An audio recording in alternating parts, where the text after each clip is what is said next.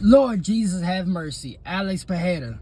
Lord Jesus have mercy. But hey, it's your boy DHP, man. Y'all know the rest. And hey, I gotta eat some crow on this UFC 320 review. Cause y'all go back to my preview show and I said no Chama. There's no way Alex Pereira can beat Megami Unkalev. Megami has the style to beat an Alex Pereira, and Jesus Christ, was I dead ass wrong. This nigga Alex Pereira, Chama's back. Chama is fucking back. Good God almighty, boy. And you know what's crazy? Yeah, shout out to, I actually thought the commentaries were actually good for once this time around, but shout out to DC and Joe Rogan and them, because they called it out as I was calling it out. He was right off the gate. This reminded me of UFC 300 when he was being super aggressive at Jamal Hill. This how this shit was, bruh. This exactly how this shit was. He was super aggressive right out the gate, and man. But hey, we're gonna go through the main card, the winners, and then we're gonna talk about all the fights. And y'all know how this shit go. Instagram only give me a time limit, so y'all niggas hop on my YouTube channel for the full review. But let's get to it. So Alex, man, I'm laughing, but this shit like damn, this probably the first one. This probably like the first one where I had to like truly just eat my words for real, because I ain't really expect this. But Alex Pereira TKO'd Megami Unkalev in the first round to become and new two-time light heavyweight champ. Now Merab took Corey Sandhagen to a 5-round decision. Jiri Prochazka with a crazy ass comeback. And I mean a crazy ass comeback, because it looked like Khalil was about to skunk him 3-0, but he took a nice knockout in the third round over Khalil Roundtree. Youssef Zala, like I predicted, at least I got that right. He submitted Josh Emmett in the first round, and then Joe Pyfer, he had a comeback of his own too. He had a second round submission over Abyss. But back to the main event with Megami and Alex Pereira. Man, for as short of a fight that was, we got a lot of shit to break down with that one. Because it's like, I don't want to say, was it a fluke that Megami beat Alex Pereira? It's kind of like, to put it in like recent retrospect, this gotta remind you of like how Juliana Pena and Amanda Nunes was. Because even though, and I gave full props to Juliana Pena on that, but the way that fight went, and then how Amanda came back to whoop her ass in the rematch, it's comparable to what the fuck we just saw tonight. Megami, and I said it in the preview. I even said it leading up. I'm like, I still think stylistically Megami he's the matchup killer for Alex Pereira. But I will give Alex some grace that he fought through some injuries and he wasn't really his normal self. I'm not gonna lie to you, that narrative that I gave Alex Pereira the benefit of the doubt, that might be 100% true. Because the way he came out and he caught Megami, I don't even think Megami landed like a legit significant strike. The way he caught him and then he dropped Megami, and then the ground and pound damage, like, what the fuck can we say? Like, is that first fight, did Megami only win because Alex Pereira was that hurt? Or is that Megami got shell shocked on how aggressive Alex Pereira is, and now Alex Pereira got healthy enough where now he can be his normal, he can be aggressive as he normally would. Like, bro, as short as that fight was, I have so many questions that need to be answered now. Cause it's like, where the fuck do we go from here now? I'm actually, to be quite honest, this is the first one where I had to eat my words, where I'm actually excited because I like Alex Pereira. I like the whole Chama thing. But selfishly, I wish he would have lost, just because I think Alex Pereira would have made the move to be a heavyweight. And then, we would have probably got that matchup with him and Tom Aspinall. But this, and then we're going to get to the Jiri fight later on, but this is setting up to be, Alex Pereira low-key got some good-ass options. With him getting the belt back, Alex Pereira is sitting right back in with some good-ass options. Because you got the Megami trilogy. Then you can do the Jiri trilogy. But also, there's one variable. I'm not going to name him or name it. I'm going to wait till the weekend recap. But they could go with that option, that route. But, dog, like, I'm at a loss for words of what the fuck I just saw. If you thought the Jiri Prochazka and Khalil Roundtree was something fucking crazy, Alex Pereira just won up that. Because honestly, I think Megami was low key shell shocked, like, because he really didn't even have time to even get set. I mean, and of course, if you an opponent, you always want to blitz in and never, have your opponent uncomfortable and never set. But good God, boy, Alex Pereira didn't waste no time to put the beats on Megami Ankalaev. Now this is where, hey, and we're gonna talk about this in the weekend recap too, but Alex Pereira, he getting up there in the top. Honestly, he getting up there on the Mount Rushmore list. Dare I say, he might be top 3 already. On some recent bias shit and non-recent bias shit. When you look at a big picture scale of things, his resume, he might be top 3 all time right now. I ain't even gonna hold you. But man, bruh, this was crazy. And the crowd, other than Jiri and Khalil Roundtree, which we're gonna get to in a few, this crowd went ape shit. They went ape shit over this, bruh. Like, say what you want. Hey, we can say what we want about Alex Pereira, falling off as far as like being the face of the UFC. But with this right here, he might have just took his spot back.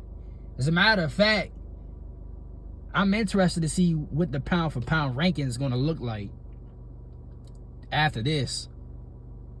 I am very, very interested to see the pound for pound rankings list after this, because I don't think he's gonna overtop Islam or Topuria, but Alex Pereira might be back in that top 5.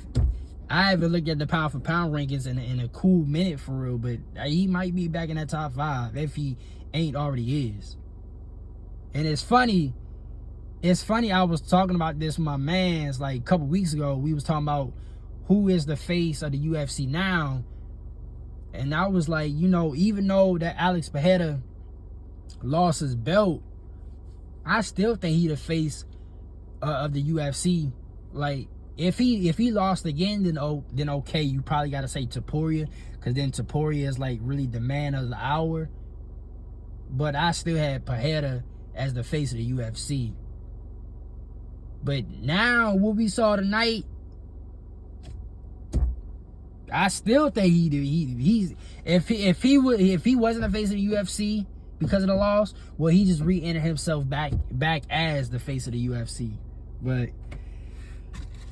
yeah, Chama, he's back.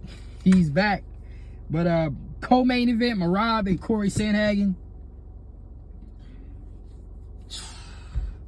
And Corey really didn't fight a bad fight, for honestly, and I said it in the preview, and honestly, I think Umar did a little better because Umar won like the first 2 rounds. Like Merab really had to adjust his game.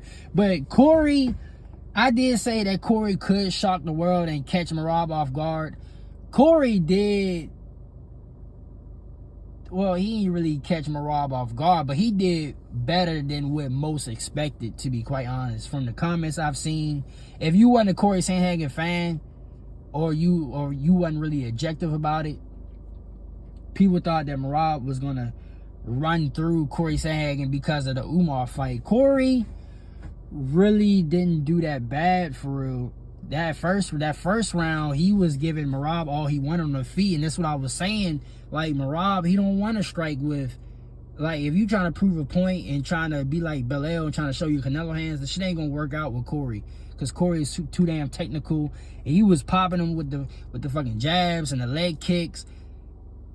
And so he was getting frustrated in that first round. But once Merab went back to what the fuck he do best, and that's just mixing it up grappling, it was over. It really started with Merab. He caught Corey, and then Merab just went on a barrage of just blitz punching, and he was just tagging Corey. And ever since then, if that knockdown didn't happen,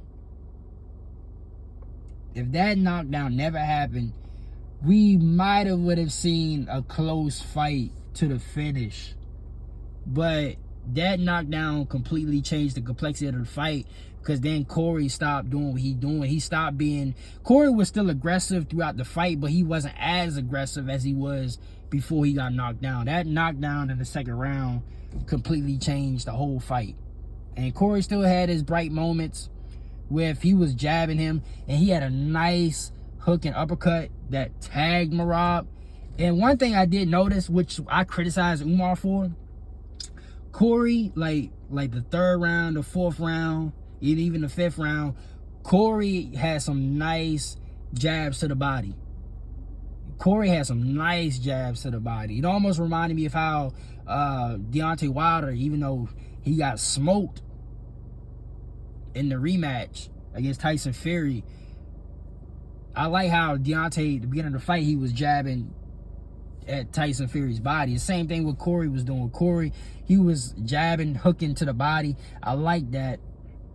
But Merab in this grappling, bro, like you can't stop it. It's going back to, I forgot who the fuck said it, but he was saying it, the Sugar Sean O'Malley, like, you know Merab at one point is going to take you down, and he ain't going to stop.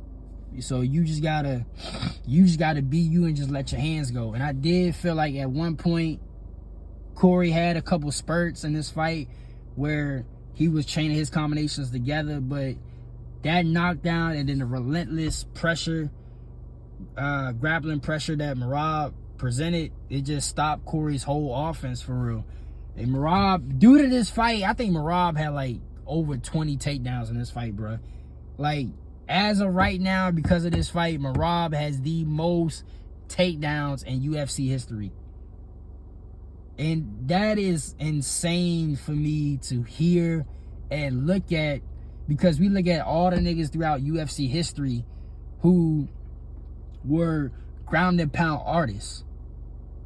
And there's some that love the ground game so much they didn't even like standing up. As soon as they wanted to get the fight to the ground, it was wraps. Like, you even look at a nigga like Khabib. But the thing about Khabib was, at first I was like, damn, that's crazy that Khabib don't even have the record. But if you really think about it, when Khabib got you to the ground, he kept you on the ground for some time.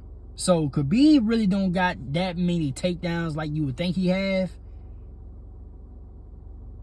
And you know what? And that might be a thing that we might gotta revise as far as like what is considered on the stat book, because half of these, truth be told, half of these takedowns that Merab had on Corey got back up within like 5 or 10 seconds.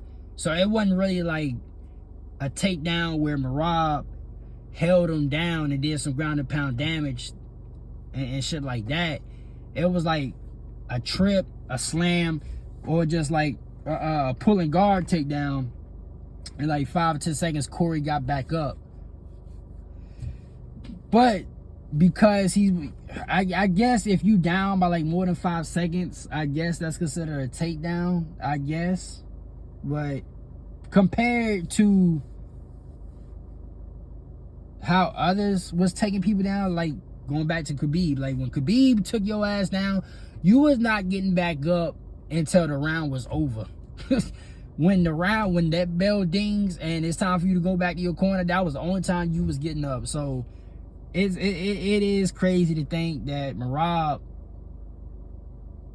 is the one that really don't do a lot of damage on the ground, but yeah, he got the most takedowns by a fucking country mile landslide. If you think about a nigga like Cain Velasquez, or a nigga like Tito Ortiz, Sean Shirk, or even a Colby Covington. Colby Covington during his prime, he was relentless like Merab, but Colby actually did like some ground damage. Or even like a Kevin Lee. When Kevin Lee in his prime, he would take you down like 5 to 10 times a fight, but he was like a poor man's Khabib. Like when Kevin Lee got you to the ground, depending on who he was facing, your ass wasn't getting, Kevin Lee wasn't letting you get back up until the round was over. So that, it is amazing that Merab got the most takedowns in UFC history, but we got to break it down layer by layer, because it's really all not that impressive when you really, and I know it's nitpicking, but you gotta nitpick it. It's kind of like in football, what we say about, for those that watch the NFL, like with the Philadelphia Eagles and the tush push, like Jalen Hurts got all these rushing TDs as a quarterback, surpassing some of these other quarterbacks that got rushing TDs, but them niggas is like scrambling and running for TDs. Jalen Hurts is just doing the little tush push play for like 1 yard to get these TDs, and it's unstoppable. So it's kind of like something that you gotta nitpick and put it on its own category, because how easy it is versus the struggle of getting to where Jalen Hurts is. Same thing with Merab. Merab making it look so easy, but it's not really the way he's doing these takedowns. He's not taking these guys down and doing severe damage like a Khabib or a Kevin Lee. You know what I mean? So, but Corey really didn't do that bad. It's just he did better in this fight than he did against Umar. But it's that overwhelming. Merab and his cardio on top of that is just overwhelming. And after this, I'm very keen and interested to see how Umar and Mario Batista do, because I said it before and I'm gonna say it again. If Umar do not beat Merab the second time around, then Merab is going to clear out the whole top 15. Because I don't see anybody else. Mario Batista, he got some potential, but now he got to face somebody like Umar, who has the same style as Merab. He just don't have the cardio like Merab. So if you lose to Umar, more than likely you might lose against Merab. But, man, what can you say about Merab? He real life about to be the bantamweight GOAT, because nobody got the style to beat him. But I think up next, and we're going to talk about this shit more in the weekend recap, but more than likely, they're going to go with Patreon, the rematch, which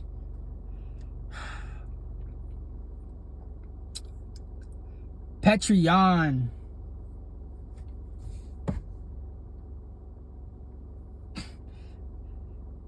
yeah, we're going to get to that on the weekend recap. But before Instagram, cut off my shit, by the way, go to my YouTube for the full review. Jiri and Khalil Roundtree, boy, that comeback from Jiri, I thought Khalil, I'm sitting there telling my cousin, I'm like, bro, Khalil Muay Thai has evolved so much over the years. I don't see how Jiri, after that first round, I don't even see how Jiri can even win this fight. But Jesus, the more the fight went on, the more tired Khalil got, which is, it reminds me of like it goes back to the Alex Pereira fight. Like, Khalil low-key ran out of steam. And then Jiri, and I don't know if Jiri fucked up his leg. They kept talking about like his foot and shit, and he was just slipping. Maybe he ain't got enough grip. I was thinking that maybe something going on with his calves, with his calf muscles. Like all the oblique kicks and the low calf kicks Khalil was doing this fight, I thought that fucked him up. But whatever it was, Jiri got that shit under control. And that third round, the more Khalil started to slow down, Jiri was pouring it on. And I mean, he was pouring it on. He would not let off the gas. And he low-key, not even low-key, he high-key won this fight because Khalil got tired. But that's a damn shame, bro. Because Khalil, compared to when and I'm a huge fan of Khalil, when I first seen Khalil, when he came out of the Contender Series, whether the Contender Series or the Tough, I think it was the Tough. Because Khalil had been in the UFC for a cool minute. So I think it was the Tough series he came out of.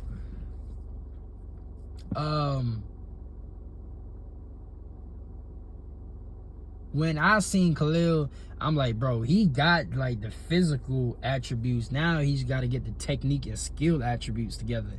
And once he get that shit together, and he has a mature mindset, as far as like his octagon IQ, he's gonna be one dangerous ass nigga. And I'm like, watching this fight, I'm like, yep, everything that I said in the preview show was playing out the way I thought it was in that first and second round. You can start to see it a little bit that he was slowing down, but that first and second round, I'm like, yep, this is what I thought this fight was going to be. And Jiri, it seemed like all he had was a jab, but for some reason, you know, the way he was bouncing around, he just couldn't get hit off his angle shots. And Khalil was just controlling him with his Muay Thai has improved and evolved. He's got to get his cardio. He's got to get his cardio on back. And the crazy thing about it, when you look at the big picture scale, because I know I like to do this shit, Jiri hasn't lost in the UFC to anybody other than Alex Pereira. And Alex Pereira got the title back. This shit about to be crazy. This shit about to be fucking crazy, bro. But sure enough, that third round, Khalil got tired, and Jiri kept going at him.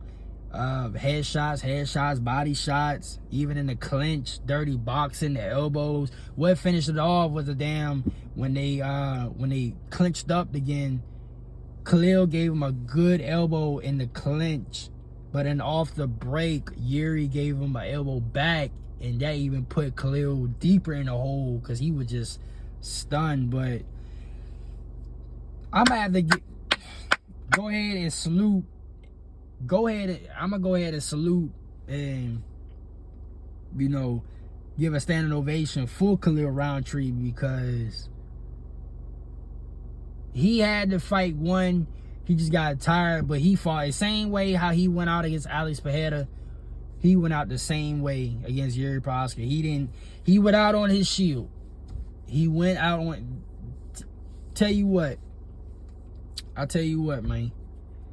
Jiri and Khalil Roundtree is a true definition of what a mixed martial artist is. Skill, technique, warrior spirit, durable, and going out on your shield. So, props to them. Honestly, I would have liked to see more action that first round, because that first round, you know, it took them a while to engage because Jiri was trying to find his range, and Khalil, pretty much most of that fight, Khalil was the counter puncher. So he was reacting and counter off of what Jiri was doing, but Jiri wasn't really engaging because he was trying to find his range. But if they had more action in that first round, I still think this fight in particular is fight of the night for me. But as far as fight of the year, this could have been second to Brandon Royval and Joshua Van if they had more action in that first round. But crazy. This is shaping. The crazy thing about this is looking back on Jiri and Alex Pereira, is it's shaping up to be back to these two. It reminds you of the fucking Volk and Max Holloway situation. Max and Volk, it was like the way these two niggas was, they was destined to fight again. Even though Volk keep beating Max, Volk is destroying everybody else that they give him, and then Max is destroying the rest of the contenders. They're trying to get the Volk. So it's like, it don't even matter how many times Volk beat Max. These niggas is just destined to keep fighting and fighting. You know? That story is kind of shaping up how Alex Pereira and Jiri Prochazka is. Because Jiri only lost to Ali. If you go back and look at Jiri's UFC record, not his overall MMA record, but his UFC record, Jiri Prochazka only lost to Alex Pereira twice. Everybody else he done beaten. And then you look at Alex Pereira, right? So Jiri comes back, beat Jamal Hill, now beats Khalil Roundtree. So right now he's back in the front front running position. Alex Pereira loses, right? Now tonight he gets his belt back. Now it's shaping up for these, even though Alex beat him twice, it's low-key shaping up for these niggas to run the trilogy back. That's if they don't give. Now I think we're gonna go to it more in the weekend recap, but I think they should go ahead and run the trilogy back, Megan Me and Alex Pereira, and then let Carlos fight Jiri. But we'll see. But yeah, man, Jiri and Khalil Roundtree, shout out to y'all niggas. Y'all are the true definitions of what a mixed martial artist is. So shout out to y'all. Josh, Yusef Zala, you said, hey, he's gonna be, the more he keep winning, the more threat he's gonna be at featherweight for Volk. And featherweight is already stacked enough, and then there's a whole bunch of shuffling because nobody other than Leron Murphy and Masar Evlov, if he fucking get back to fighting,